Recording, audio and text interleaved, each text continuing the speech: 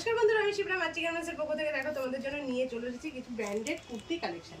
ঠিক আছে, এগুলো থাকছে ব্র্যান্ডেড কুর্তি কালেকশন, বুটিক আইটেমে থাকছে ভীষণই সুন্দর। দুটো কালার পাচ্ছ, ব্ল্যাকের উপরেই কিন্তু থাকছে দুটো কালার। ঠিক আছে, দুটো কালার থাকছে, মানে এইখানকার কালারের জায়গাটা চেঞ্জ হবে।